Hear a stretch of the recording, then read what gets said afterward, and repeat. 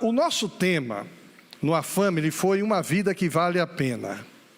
Foi muito legal. Quem foi para o A-Family, inclusive, recebeu um briefzinho das mensagens que a Cris fez, e eu botei lá no grupo dos que foram no A-Family, cada mensagem e o link que cada mensagem tem com o nosso tema, uma vida que vale a pena. Pensando nisso, eu pensei em 3 personagens, um que viveu 75 anos, e a vida desse camarada não vale a pena. Imagine você viver 70 anos e depois o pessoal concluir que a sua vida não valeu a pena. Já pensou nisso? Você viveu 75 anos e a sua vida não valeu a pena. Você marcou a história como algo negativo, como algo ruim. Até os seus descendentes têm vergonha de dizer que são filhos seus. Aí escolhi um outro personagem que viveu 100 anos. A vida desse cara valeu a pena. O cara que viveu 100 anos, viveu uma vida que valeu a pena. Aí os filhos desse camarada têm orgulho de dizer que são filhos dele. Imagine você viver 100 anos e a sua vida valeu a pena, marcou a história de muita gente. Seus descendentes vão assim: poxa, meu pai, minha mãe teve uma vida que valeu a pena. Agora, esse segundo personagem, que viveu 100 anos e que a vida valeu a pena, se inspirou no terceiro personagem. O terceiro personagem viveu 130 anos. 130 anos. E a vida dele valeu a pena. Vamos falar do primeiro personagem, o Joseph Stalin. Líder político soviético, governou a União Soviética de forma autoritária de 24 até 53. Implementou políticas baseadas no comunismo e no ateísmo estatal. Conhecido pelos expurgos e pelo grande terror, período de perseguição política, de repressão, consolidou poder através de métodos coercitivos e eliminou quem pensa diferente. Promoveu um culto à personalidade ao redor da sua figura, responsável pela morte de milhões através de políticas como a coletivização forçada. De onde veio a inspiração de citar esse camarada? Eu vi no Instagram, alguém disse assim: Stalin deixou o seminário para viver uma convicção ideológica, política ideológica. Isso me preocupou, porque eu tenho percebido que muitos de nós estamos deixando o cristianismo para defender bandeiras político-ideológicas. E aqui eu não estou dizendo nada, viu? Se você deixou o cristianismo para defender uma política ideológica de direita, ou se você deixou o cristianismo para defender uma política ideológica de esquerda. A nossa ideologia é do reino dos céus. Frustração certa para qualquer um de nós que deixar o cristianismo para viver esse debate, essa polarização. Frustração certa. Conheço bolsonaristas frustrados, conheço lulistas frustrados, conheço direitistas frustrados, conheço esquerdistas frustrados. O segundo personagem é o Billy Graham. Viveu de 1918 a 2018, 100 anos. Esse camarada deixou o mundo para viver o cristianismo. Evangelista, ministro batista americano, conselheiro espiritual de diversos presidentes nos Estados Unidos. E vocês sabem que nos Estados Unidos nós temos lá só 2 partidos: a Arena e o MDB. Já denunciei minha idade aqui. Isso, eu estava esquecido, por isso que eu falei isso, esperando que uma pessoa que tem uma mente brilhante me ajudasse. Democratas e republicanos. 2 posicionamentos. E quando os democratas se elegiam, chamavam o Billy Graham para orar. Quando os republicanos se elegiam, chamavam o Billy Graham para orar. Olha que comportamento maravilhoso. Ele orava pela direita, ele olhava pela esquerda. Aconselhava os presidentes, pregava o cristianismo evangélico, promovia valores religiosos, conhecido por suas cruzadas evangelísticas massivas, que reuniam multidões em todo o mundo. E eu ainda conheço gente que esteve na cruzada ali no Maracanã. Primeira vez que os evangélicos lotaram o Maracanã na história. Cruzada Billy Graham. Milhares de pessoas entregaram a vida a Jesus naquela cruzada. Influenciava através de persuasão religiosa e apelo moral. Evitava polarização política extrema. Ele tinha o posicionamento dele. Ora ele apoiava um projeto daqui, ora ele apoiava um projeto dali, mas ele evitava a polarização.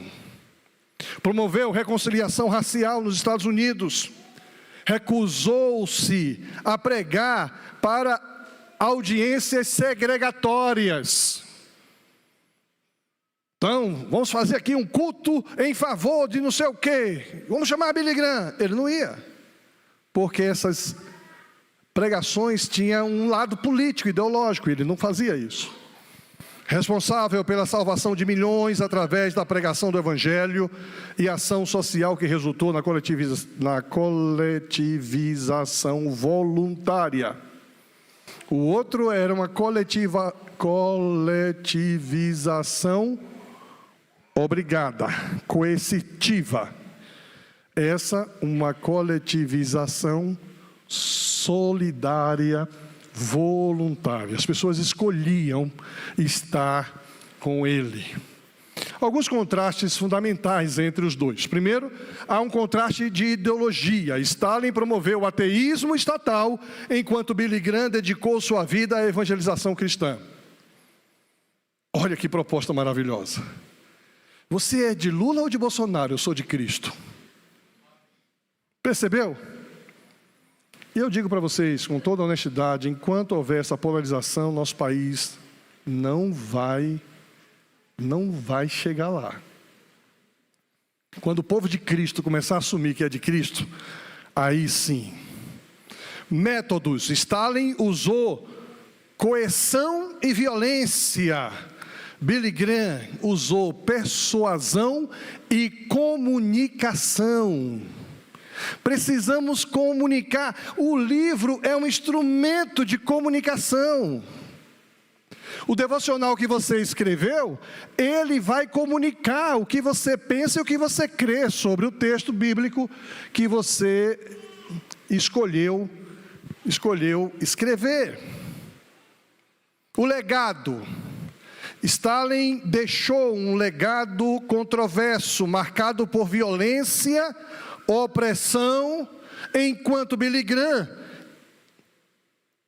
é amplamente respeitado como figura religiosa influente que trabalhou nas mais diferenciadas áreas da sua existência. Quanto à liberdade, Stalin suprimiu liberdades, Billy Graham defendia a liberdade religiosa, a liberdade de consciência e a liberdade de expressão. Isso é princípio batista. Você tem o direito de crer em que você quiser crer.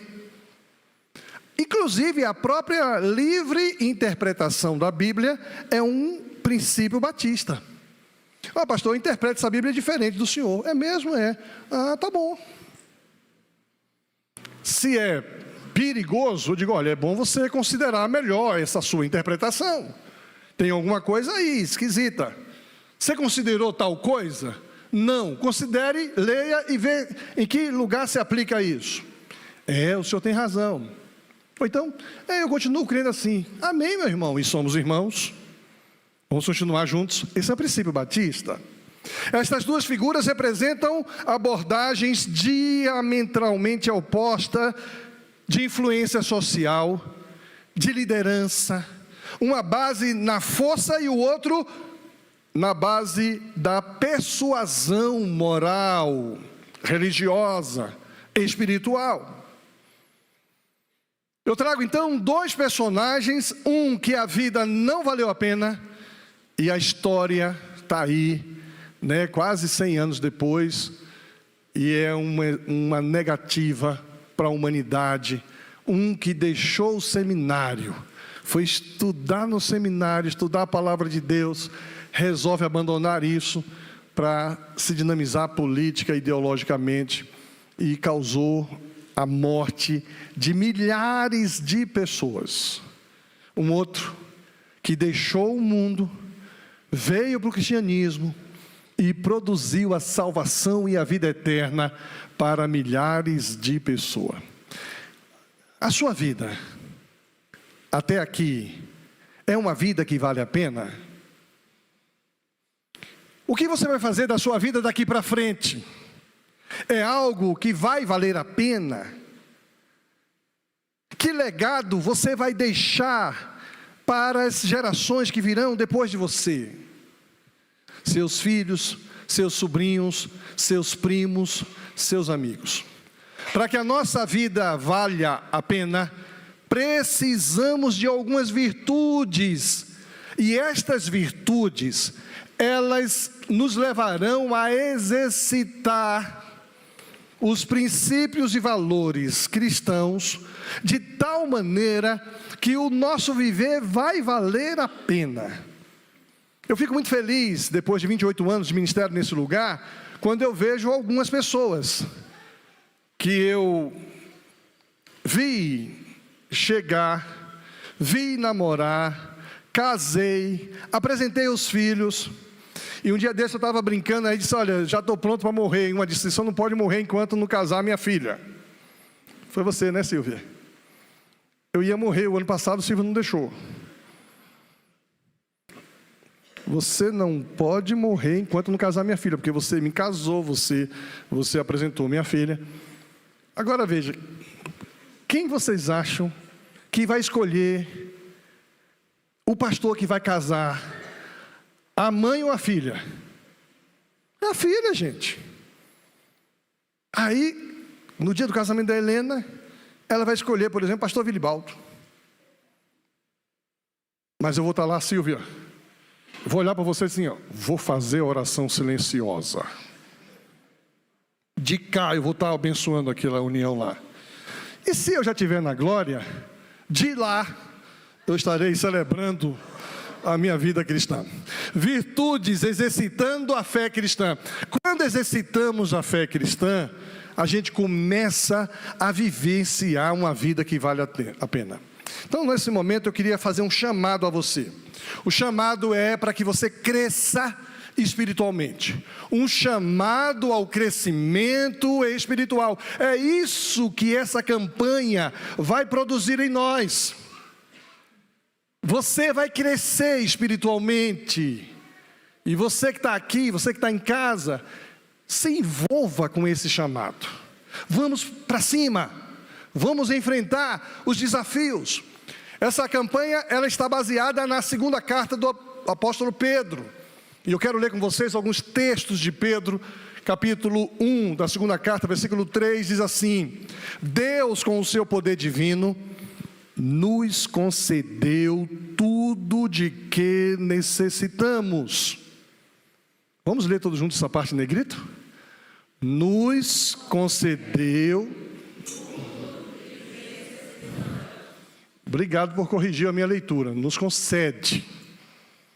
Nos concede. Ele já nos concedeu. Nos concede tudo aquilo que nós necessitamos para uma vida de devoção pelo conhecimento completo daquele que nos chamou para si, por meio de sua glória e excelência.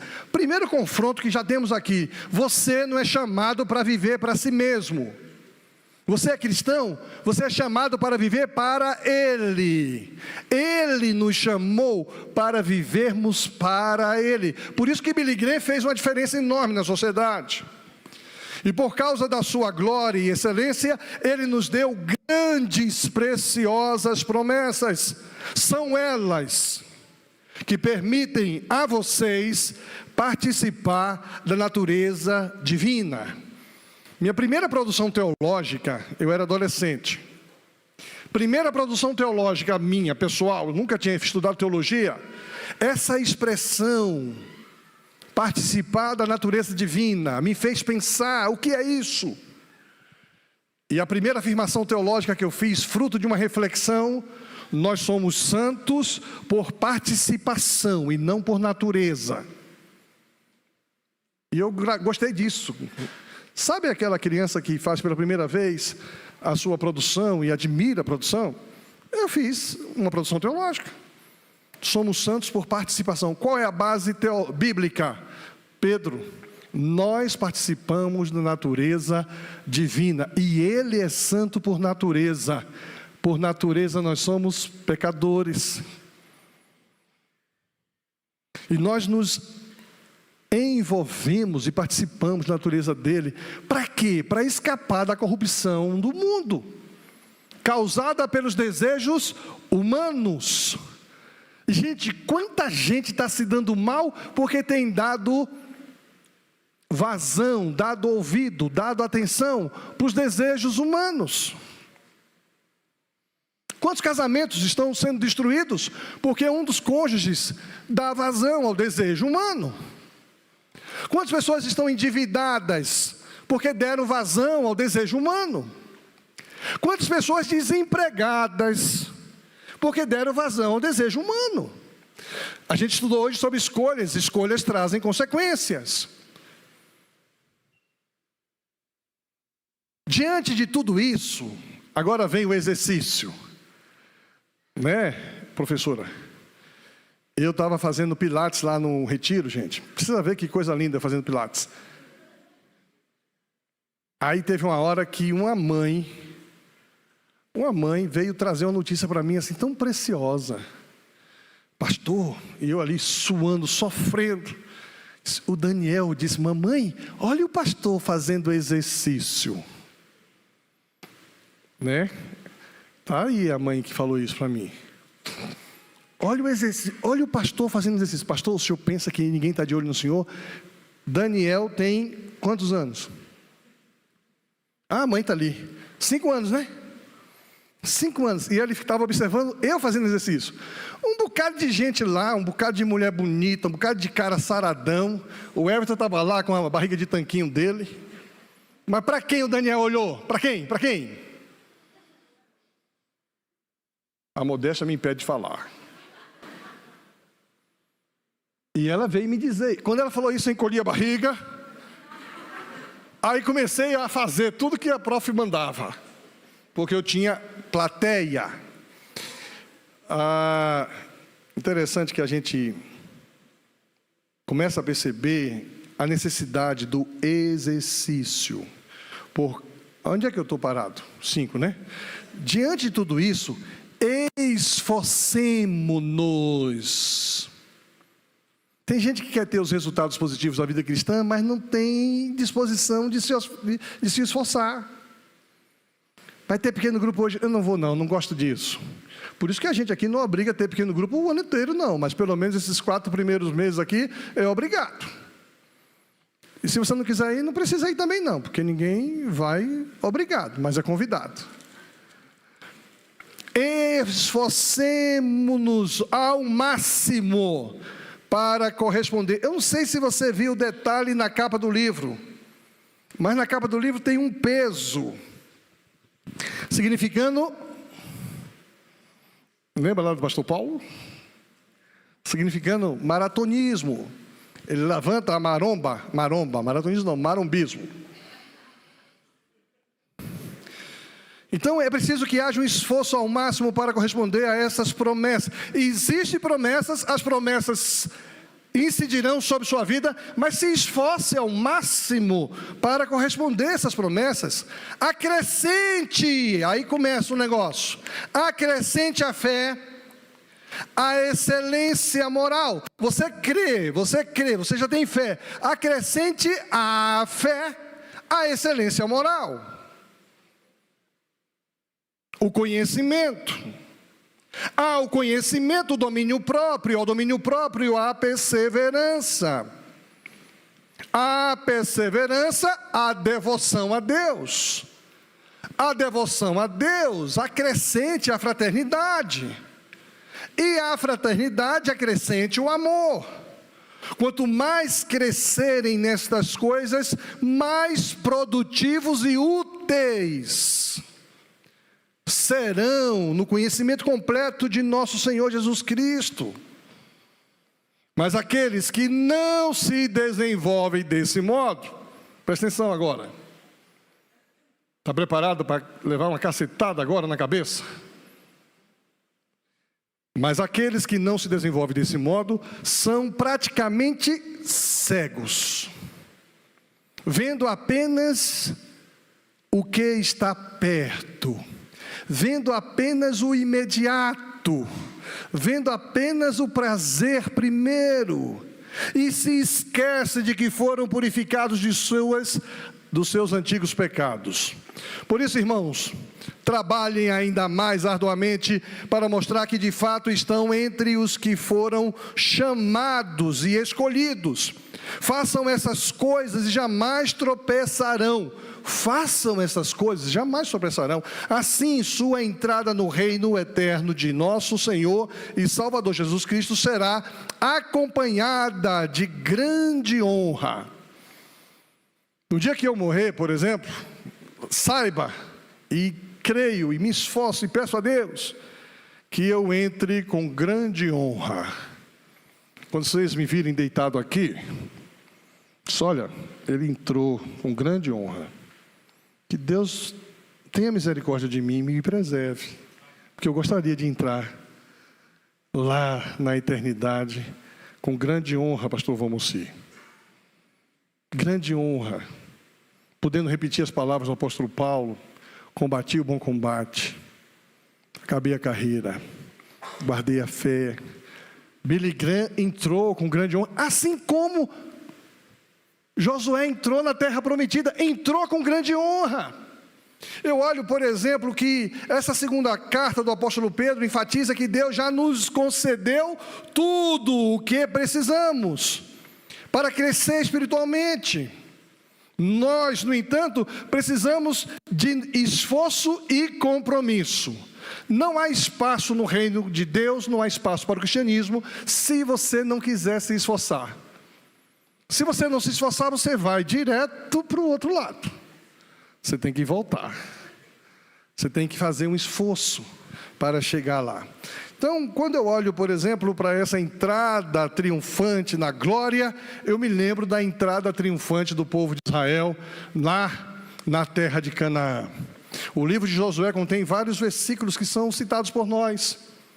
E eu queria usar aqui nessa manhã a vida de Josué para ter Josué como um exemplo. Josué é um exemplo bíblico. Eu disse que falaria de 3 personagens: um que a vida não valeu a pena, o outro que a vida valeu a pena, e eu disse que esse outro usou a vida de Josué como inspiração. Eu e você somos desafiados a usarmos a vida de Josué, que é uma vida bíblica como inspiração, e a vida de Billy Graham como inspiração. Olha, o texto de Josué tem alguns versículos que todo mundo, todo cristão que já tem mais de 3 anos de vida cristã, sabe de cor. Alguém diga um versículo de Josué aí. Seja forte e corajoso. Josué 1:9. Não te mandei eu? Seja forte e corajoso, não temas, nem te espantes, porque o Senhor teu Deus é contigo por onde quer que andares. A gente tem que saber esse texto. Na hora do medo, e a gente tem medo, na hora da fraqueza, e a gente é fraco, na hora da dificuldade, esse texto faz uma diferença. Às vezes eu tomei borocochô, e aí tem um desafio pela frente, aí eu lembro desse texto: seja forte e corajoso. Aí muda a postura, levanta a cabeça, vou para cima. Ontem eu vivi essa experiência. Sexta-feira saí daqui 7h40, 7h30 da noite, descendo mesa. Eu, Vilibaldo, veja, 3 homens, guerreiros. Eu, Vilibaldo e Juliano. Estávamos tendo uma reunião. Amanhã é o almoço das mulheres e as mesas não estão aqui. Eu chamei os 3, vamos fazer exercício. Gente, você sabe o que é descer com aquela mesa pesada? Uma de cada lado? Descemos. Parabéns, né? Obrigado. Aí saí daqui e fui fazer uma visita.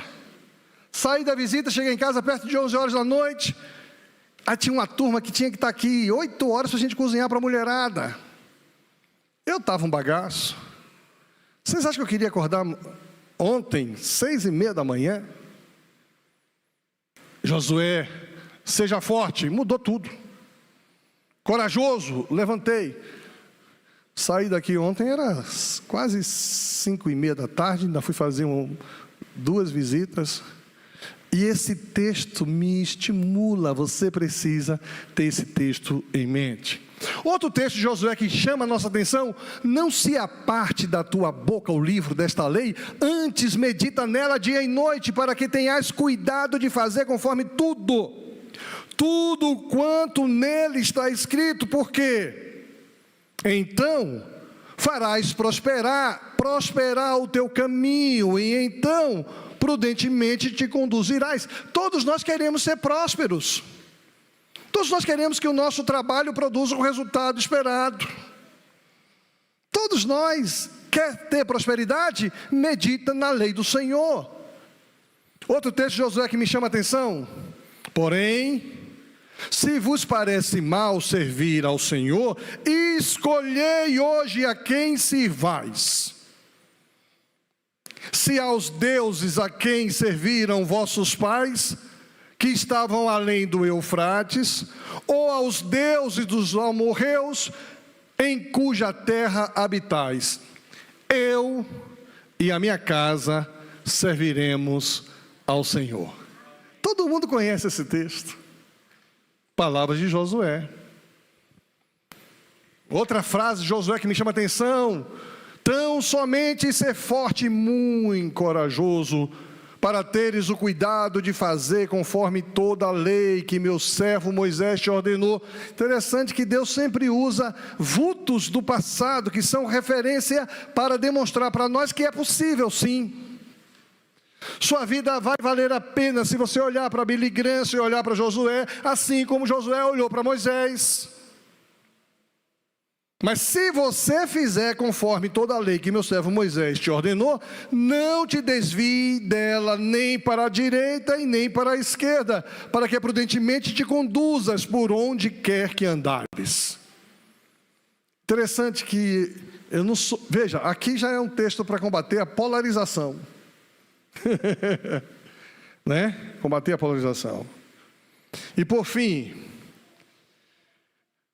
palavra alguma falhou de todas as boas palavras que o Senhor falara à casa de Israel. Tudo se cumpriu. Tudo se cumpriu. Então esses versículos são valorizados pelos cristãos. Nós conhecemos a vida de Josué. Josué foi um importante líder. A imagem de Josué que a gente tem aí, não é aquela imagem daquela criança, daquele junior que foi para o Egito acompanhando seus pais. A imagem que a gente tem de Josué é de um senhor que cumpriu o seu papel, que de alguma forma está entronizado. Ele foi um líder importante, um líder militar, religioso, sucessor de Moisés, um líder reconhecido. Nasceu no Egito durante a escravidão de Israel, foi um dos 12 espias para ver a terra de Canaã. Olha a coroa que ele tem. É um homem que a sua vida valeu a pena. Foi escolhido por Deus, liderou Israel, comandou batalhas maravilhosas. Chega um momento que eles estavam ganhando a batalha, precisavam exterminar com o povo inimigo, mas estava escurecendo. E a Bíblia diz que Daniel orou. E o que aconteceu com o sol? Que povo lindo, gente. Pastor, não foi Daniel, foi Josué. Josué orou e o sol parou. Gente, nós estamos ganhando. A chance de a gente derrotar os inimigos agora.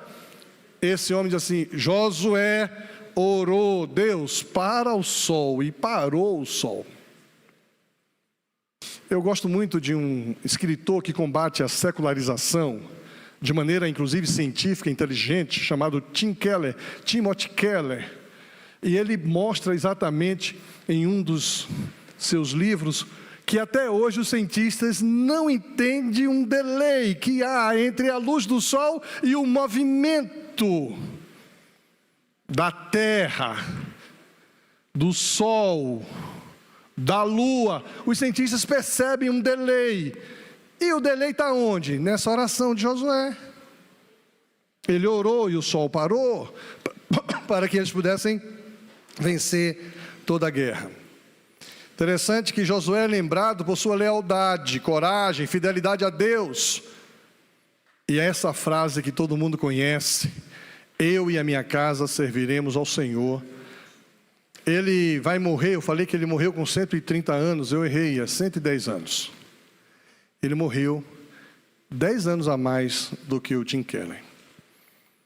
Então eu queria só fechar agora com 3 afirmações. Primeiro, nós somos chamados a exercitar a fé cristã. Qual é o fundamento do crescimento espiritual?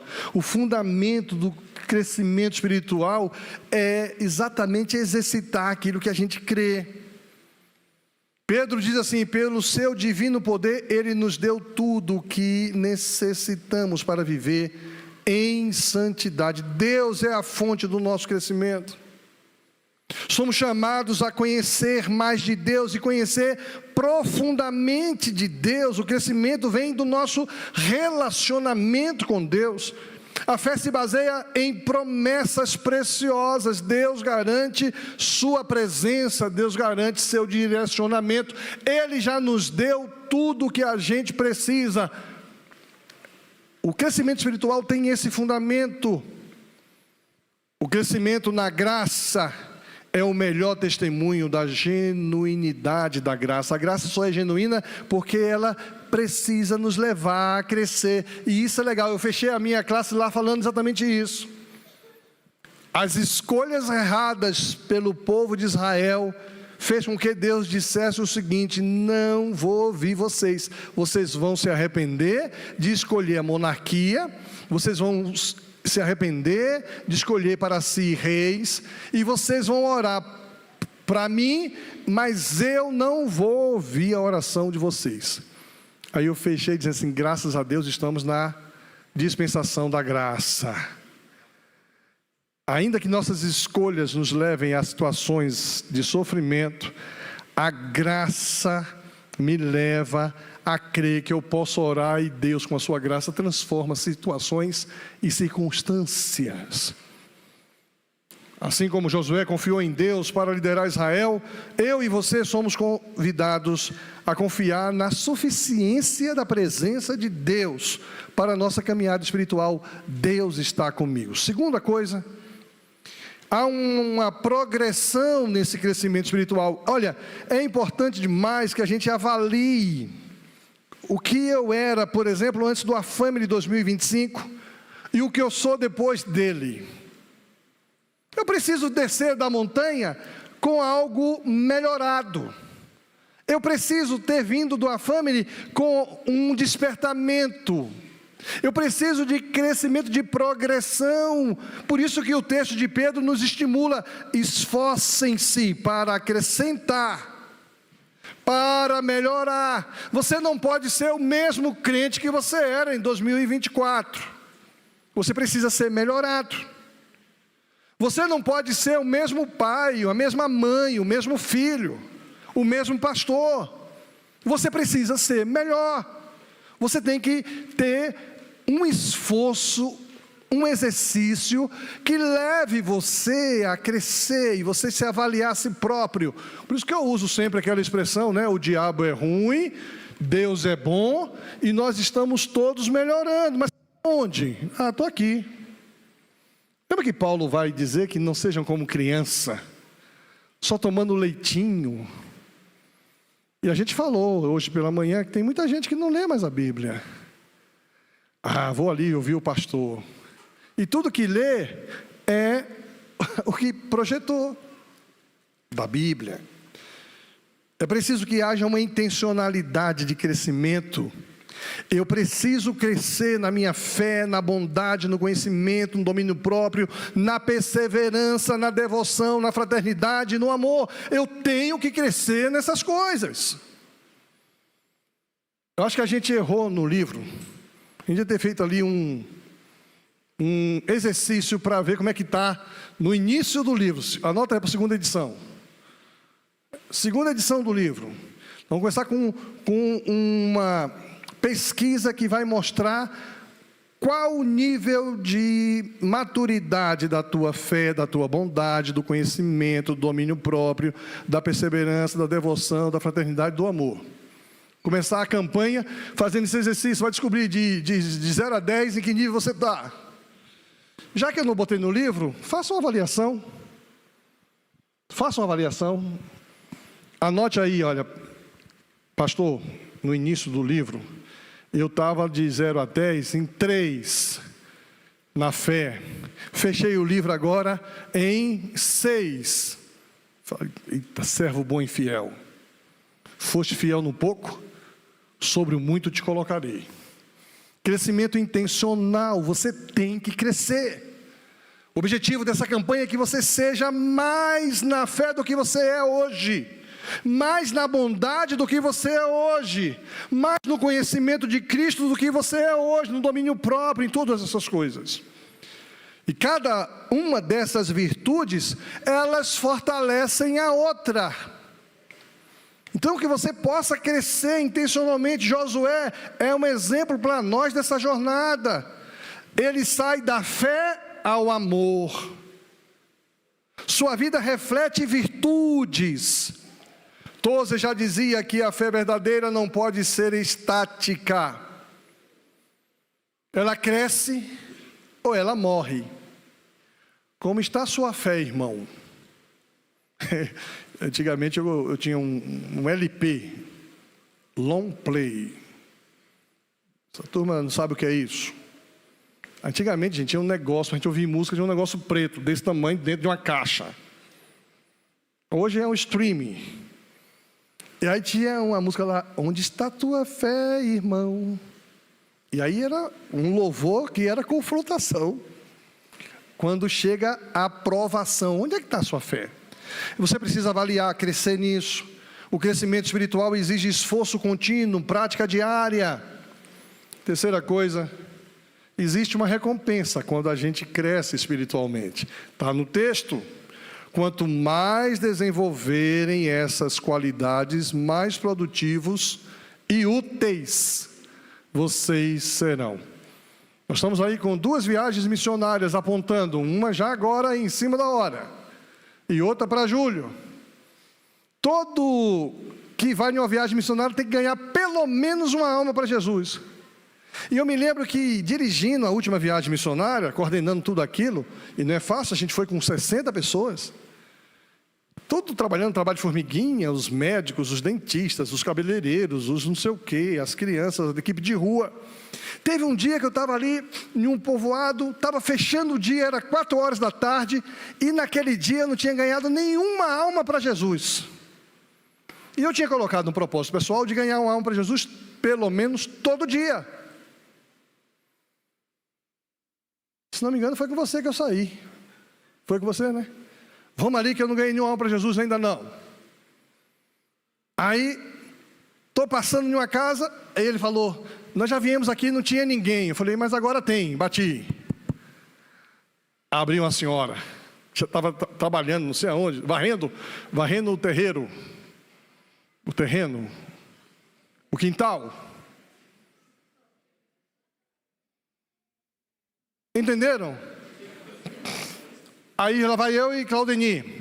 Falei, boa tarde, senhora, boa tarde. Passou por aqui hoje à tarde um pessoal que veio lá de Curitiba. Eu não sei, meu filho, eu estava trabalhando, cheguei agora. Falei, a gente pode entrar um pouquinho, para a gente falar um pouquinho com a senhora? Claro, meu filho. A gente entrou, não foi, Claudeni? Falamos do amor de Jesus para aquela mulher. Aquela mulher entregou a vida a Jesus. E eu fiquei... Aí eu me empolguei. Eu só queria ganhar uma alma para Jesus. Aí me empolguei, a gente saiu e ganhamos mais umas 4 naquele final de tarde. 4 ou 5 almas para Jesus. A nossa vida, ela se torna útil, produtiva. Eu nunca mais vou ver aquela mulher aqui na terra, mas quando chegar lá no céu, ela vai dizer, ô rapaz, lembra que foi você que me apresentou Jesus? Eu falei, pois é, e aquele cafezinho que a senhora mandou para a gente, estava gostoso. A vida se torna produtiva, útil. A vida que vale a pena. Uma vida frutífera, produtiva.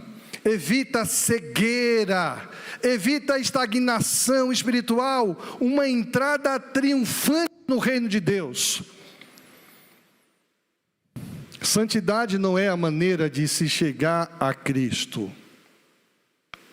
Tem muita gente que se santifica para chegar a Cristo. Spurgeon vai dizer que não é isso não. Cristo é a maneira de se chegar à santidade. Por isso que ele diz assim, sem mim, nada podeis fazer. Tem muita gente se esforçando para deixar de mentir, deixar de adulterar, deixar de roubar, deixar de se corromper, de se embriagar. Para se aproximar de Deus, de Cristo, o caminho é o inverso. Cristo na veia, Cristo na vida, Cristo no viver, te santifica. Nós somos santificados por participarmos da natureza divina. Então, assim como Josué terminou sua jornada com um legado de fidelidade, devemos viver com propósito. Stalin, da fé ao terror. Billy Graham, da perdição para a salvação. Josué, eu e você, da fé ao amor. O desafio é que a gente entre nessa campanha de corpo e alma. Que a gente entre de tal maneira que a gente já decida entrar abençoando vidas. Por isso que eu estou sugerindo que você leve 5. Você já entra na campanha dando um passo positivo. Só na nossa igreja, nós vamos estudar esse livro, é um devocional diário. Você gosta de horóscopo? Eu gosto. Eu não saio de casa sem ler o meu horóscopo. A previsão para o meu dia. Então, esse aqui é o nosso horóscopo da Bíblia, de Deus. Então você vai ler, não saia de casa sem ler o que a Bíblia tem. Cadê a irmã? Cadê a irmã que me trouxe uma notícia hoje tão bonita? É você mesmo, fica em pé aí, só para o pessoal ver você. Você lá do Pará. É você mesmo, fica em pé aí. Essa irmã bonita é a mãe do Gilberto. Gente, eu nem lembrava dela. Ela me viu, pastor, que prazer, ouço todos os dias seu devocional. É isso mesmo? E faz diferença na sua vida? Muita diferença. Eu não sabia que ela ouvia meus devocionais. Fiquei feliz, minha vida está produtiva, é útil. Equipe do louvor, fiquem em pé aí, eu quero ver vocês. Quero ver onde vocês estão. A equipe do louvor. Olha, esse pessoal está sentado aqui na frente, ó gente, aqui na frente, ó. É só de hoje que eu queria saber onde que vocês estavam mesmo. Né? Ali atrás tem 2. Venham aqui para frente. Veja que coisa linda. Eu vou pregar por aí, a equipe do louvor toca aqui bonito, termina a parte deles, vão lá para fora, ficam lá fora batendo papo. Eu olho para uma igreja que tem equipe de louvor assim, eu digo, tem coisa errada aí. Não gosto, viu, Beth? Só não vou dizer aqui a igreja porque vocês conhecem a igreja. Fiquei decepcionado. Um louvor lindo, gente. tecnicamente arrojado. Mas terminou o louvor, toda a equipe saiu, só ficou o ministro daqui na frente. Eu dizendo, na minha igreja esse pessoal não subia mais não. Não subia não. Por quê? Porque a vida cristã é uma vida que nós exercitamos, é produtivo. Eles não estão aqui servindo a gente, eles estão aqui adorando conosco. E Ele nos conduz em adoração. E nós vamos adorar juntos, fechando esse culto e começando essa campanha. E eu não queria que ninguém ficasse de fora.